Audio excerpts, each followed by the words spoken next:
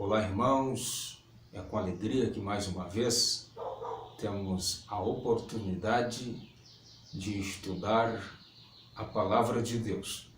Eu sou o pastor Kleber Felizardo e digo que você é muito bem-vindo à nossa videoaula, ao canal que tem servido para abençoar muitas vidas. Nossa lição de hoje é a lição 4, 28 de abril de 2019, com o título O Altar do Holocausto. Estamos estudando nesse trimestre sobre o tabernáculo, símbolos da obra redentora de Jesus Cristo, e a partir da aula de hoje, até o fim do trimestre, nós vamos estar falando sobre cada móvel, cada peça do tabernáculo. E hoje, então, iniciamos com a primeira, que é o altar do holocausto. O texto áureo diz assim: o escritor se reporta a carta aos Hebreus, capítulo 10, versículo 22. Cheguemo-nos com verdadeiro coração, em inteira certeza de fé, em inteira certeza de fé, tendo o coração purificado da má consciência e o corpo lavado com água limpa. Verdade prática: na cruz, o Senhor Jesus Cristo purificou-nos de todos os pecados, tornando-nos aceitáveis diante de Deus. A lição dominical, ela possui 3 pontos importantes. O altar do holocausto, onde o autor define o que era o altar que Deus mandou Moisés fazer. Segundo, as 4 pontas ou chifres do altar e o seu sentido de redenção. Portanto, há um simbolismo profético no altar. E o terceiro ponto, o altar do holocausto é uma imagem do Calvário. Realmente, o entendimento da lição, ele parte desse pressuposto, que o altar é uma imagem, uma figura do Calvário, onde Jesus Cristo ele veio a morrer pelos nossos pecados. Nós também temos a conclusão. Queridos, a aula passada, nós aprendemos que quando o pecador adentrava pela porta principal do tabernáculo, de acesso ao tabernáculo, ele via 2 móveis, o altar do holocausto e a pia de bronze. Ele precisava passar pelo altar e pela pia de bronze a fim de que pudesse ter acesso a Deus. Afinal de contas, o tabernáculo era o santuário de Deus, a prova real da sua imanência entre o povo. E agora esse adorador, ele quer se aproximar de Deus, mas ele precisa passar pelo altar do holocausto, que prefigurava profeticamente a cruz, onde o Senhor Jesus veio a morrer por todos os pecados da humanidade, desde Adão até o último que nascer no milênio. Jesus Cristo morreu por causa dos pecados da humanidade inteira. Por isso, o entendimento da lição, ele parte deste princípio. Há um paralelismo entre o altar do holocausto e a cruz. O altar ficava fora do tabernáculo. Ele não ficava dentro, mas sim fora. O Calvário, onde Jesus veio a morrer pelos nossos pecados, também ficava fora dos muros de Jerusalém.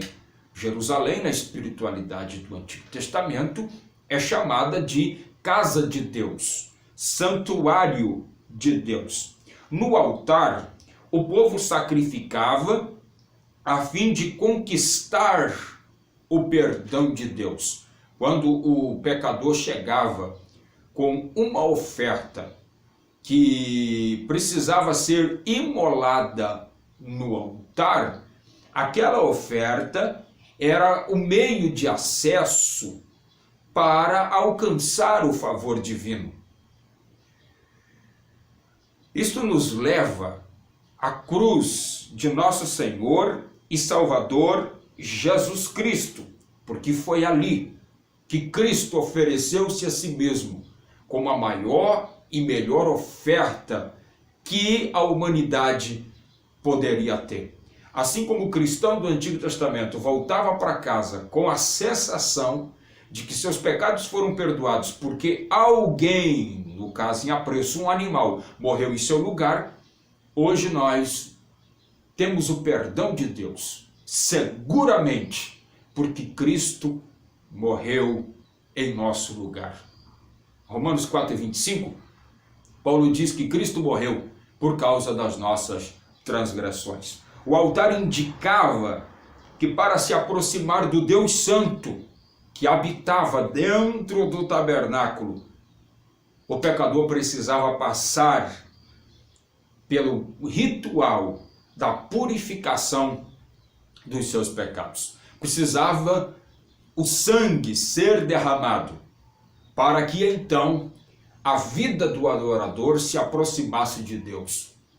Tem um texto em Hebreus, no capítulo 9, versículo 22, que no Antigo Testamento todas as coisas se purificavam com sangue, porque sem derramamento de sangue não haveria perdão de pecados.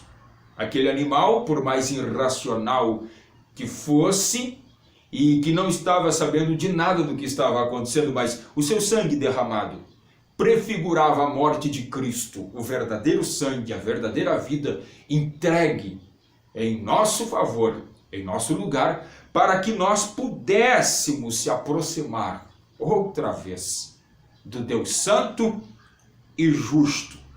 Para o cristão do Antigo Testamento, o único meio de acesso para se encontrar com Deus era através do altar.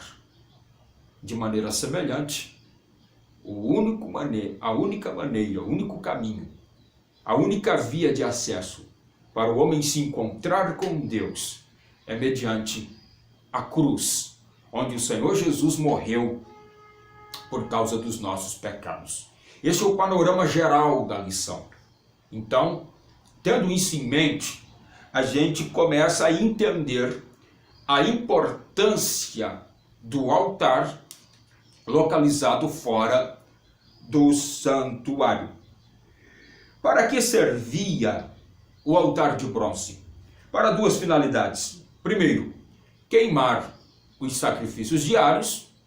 Há um texto em Êxodo 29 que fala dos holocaustos contínuos, porque toda manhã e toda tarde havia sacrifícios nesse altar.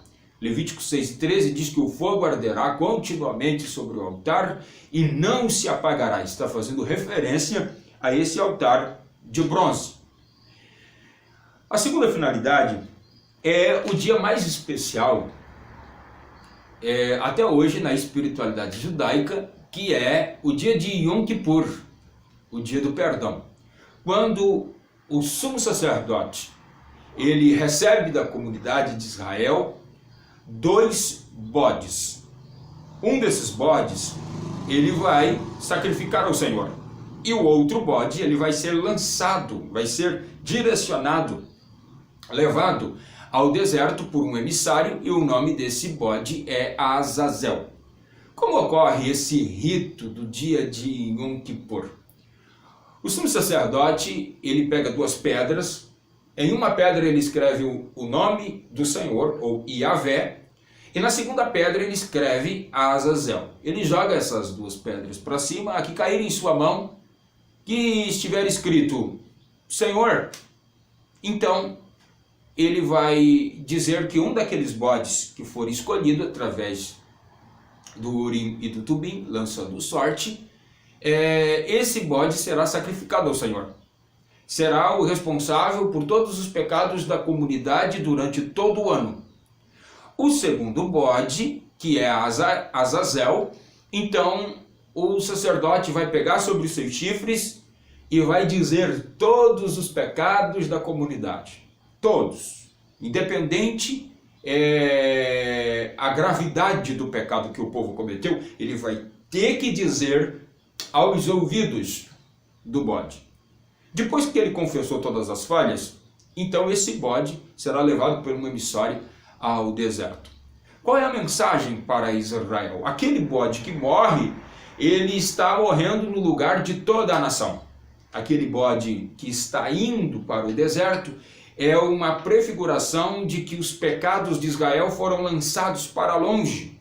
Até tem uma ideia disto no Salmo 103, diz que assim como o Oriente está longe do Ocidente, o Senhor afasta de nós as nossas transgressões. A expressão afasta de nós está fazendo referência ao Azazel, esse bode que era levado ao deserto, assim como os pecados de Israel estavam sendo retirados. Aqueles animais prefiguravam profeticamente o que Cristo fez em nosso lugar. Hoje, todos os nossos pecados são perdoados. O Senhor não se lembra de nenhum dos nossos pecados, porque eles foram perdoados na cruz. Então essas são as duas finalidades do altar. Esse altar, chamado altar de holocausto ou do holocausto, é porque todo sacrifício feito ali de animais deveria virar cinza. Há uma origem da palavra holocausto que significa sacrifício totalmente queimado. Por exemplo, trazia o bode, ele teria que se tornar cinza, ele teria que ser totalmente queimado. Trouxesse o carneiro ou o cordeiro ou um novilho ou uma vaca. Então, todo animal que fosse depositado em cima daquele altar, ele teria que ser totalmente queimado. Isto representa que a vida de Cristo na cruz do Calvário, ela foi totalmente esmagada, totalmente consumida por causa dos nossos pecados. Isaías 53 diz isso, que o Senhor Deus moeu o seu Filho Jesus Cristo na cruz. Ele foi moído por causa dos nossos pecados. O segundo subtópico da nossa lição diz que o modelo do altar e seus materiais. Isso é muito importante explicar na aula, porque depois, ao longo da lição, vai ter o altar do incenso, que se trata de outro tipo de altar. Esse altar do holocausto, que era feito de bronze, ele era quadrado, seu lado interno era reproduzido, ele era produzido com a madeira de acácia e revestido com uma grossa camada de bronze. O altar media 2,25 metros de largura, portanto também de comprimento, porque ele era quadrado, e 1,35 metros de altura. Sua base era alta e apresentava 4 cantos com 4 pontas em forma de chifre. Quando o pecador vinha e dizia ao sacerdote: eu vim oferecer um sacrifício ao Senhor, em uma dessas pontas, o sacerdote, ele amarrava o animal. E então, ele iniciava o sacrifício. Parte do sangue que era derramado, ele reservava em uma vasilha e depois aspergia sobre as 4 pontas do altar. Quando o sacrifício era totalmente queimado, então o sacerdote poderia passar pela pia de bronze, se lavar e entrar no lugar santíssimo para oferecer em favor daquele cristão que veio para cultuar ao Senhor.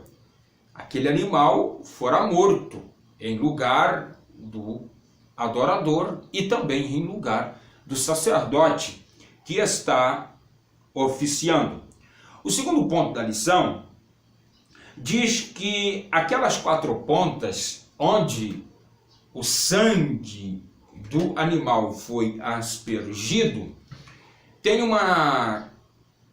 um sentido, tem um simbolismo com a redenção.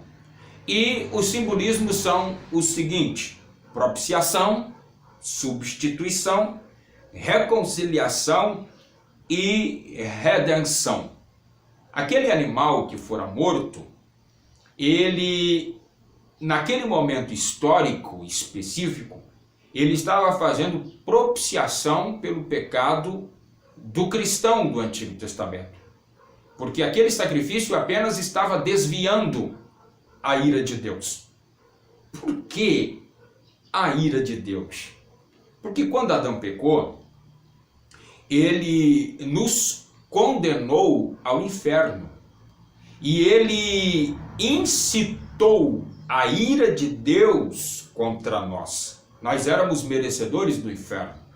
Aí Deus estabelece o meio do sacrifício para que, simbolicamente, ele venha dizer o que vai acontecer no futuro, mas ao mesmo tempo ele recebe sacrifícios de animais com o qual os homens obtêm outra vez o seu favor.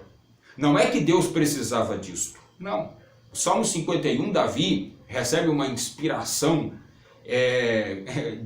inspiração canônica do Novo Testamento, porque ele diz a Deus: Deus, eu pequei, eu adulterei, eu matei um homem, eu mereci a morte.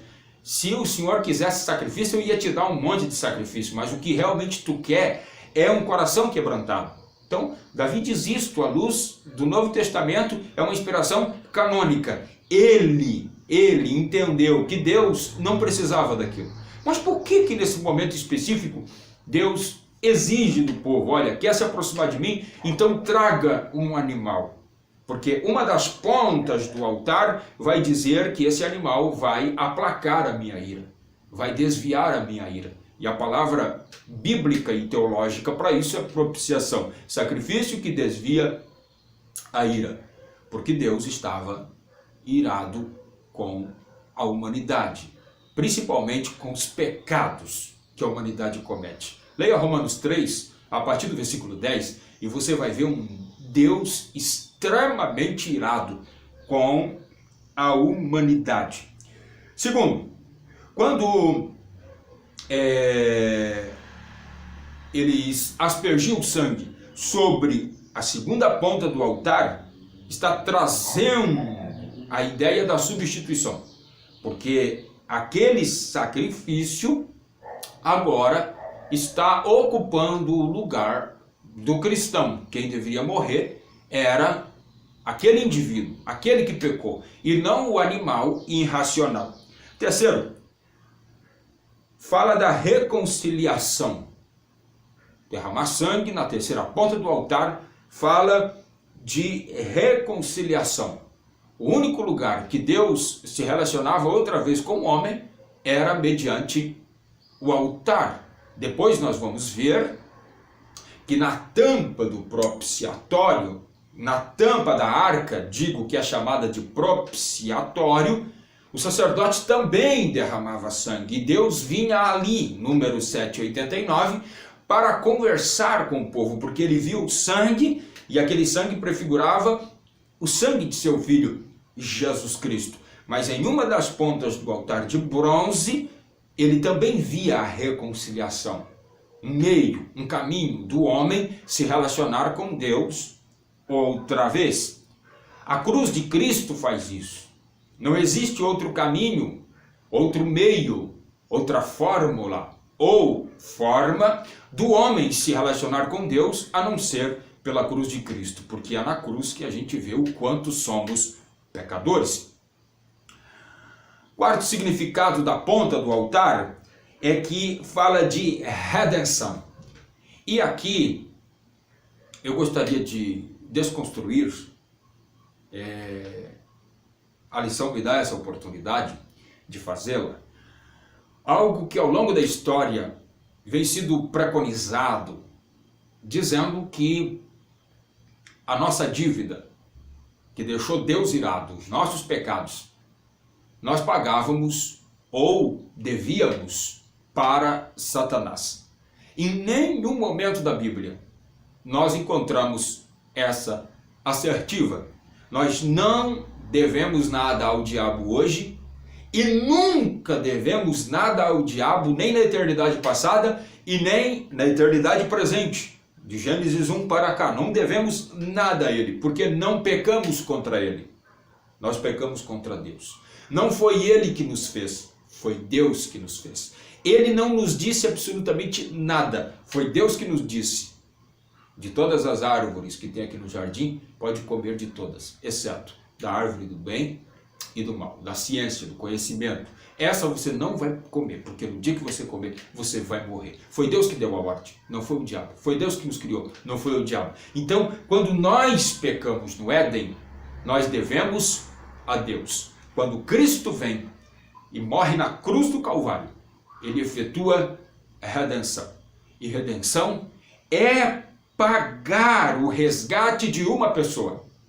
E a palavra resgate tem uma origem dela que significa que só pode vir de cima. Percebam, os sacrifícios do Antigo Testamento todos eram de baixo. O animal era de baixo, as ofertas eram de baixo, os homens eram de baixo, tudo daqui. E aquele sacrifício apenas aplacava a ira de Deus por algum momento. Apaziguava a ira de Deus por algum momento. Mas quando Cristo veio, ele veio de cima, ele veio do céu, para efetuar resgate. E quando ele faz o nosso resgate, ele paga a nossa dívida a Deus. Nós não devemos mais nada a Deus, porque o sangue de Jesus Cristo, o seu Filho amado, saldou a nossa dívida. Por isso João 3,16 é a maior expressão de que a gente pode dizer todos os dias em nossos lábios. Porque Deus me amou de tal maneira que deu seu Filho unigênito para morrer em meu lugar. E tudo que ele pede de mim é que eu creia nele para que eu tenha a vida eterna. Que amor é esse? Que amor inexplicável, que amor incondicional, que amor imensurável. É impossível diagnosticar toda a complexidade e profundidade desse amor. A melhor coisa a fazer é aceitá-lo, é crer nele e viver na correspondência da altura que esse amor exige de nós. Então diga isso à comunidade, professor, nesse domingo de manhã. Nós nunca devemos nada ao diabo e continuamos não devendo nada a ele hoje. Nós devemos alguma coisa, é a Deus.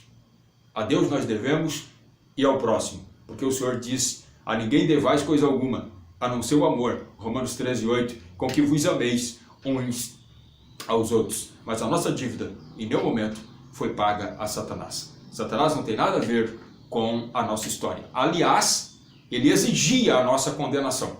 Ele exigia. A lei do talião dizia: olho por olho, dente por dente, mão por mão, pé por pé, ferradura por ferradura, vida por vida. Ou seja, pecou, tem que morrer. Aí Cristo vem, assume a nossa culpa, opera a propiciação.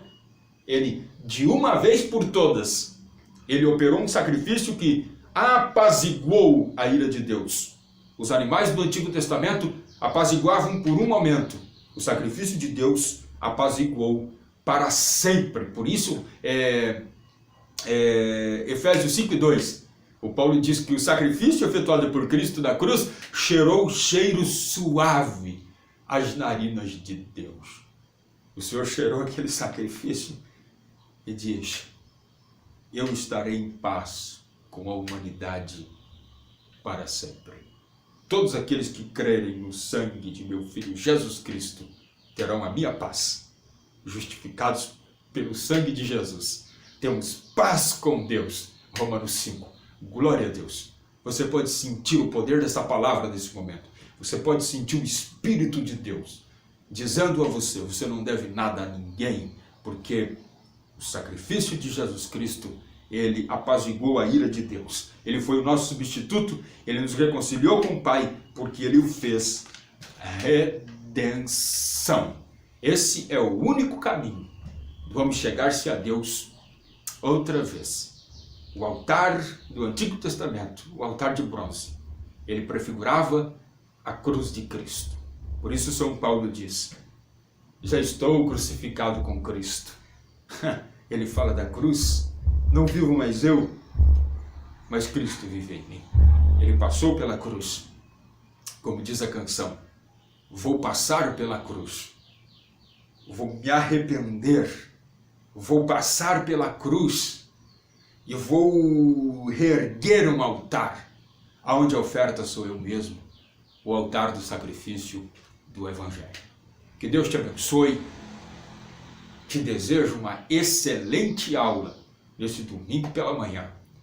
Se você gostou dessa aula, se você foi impactado com essa aula pelo poder do Espírito que está na palavra, então deixe o seu comentário.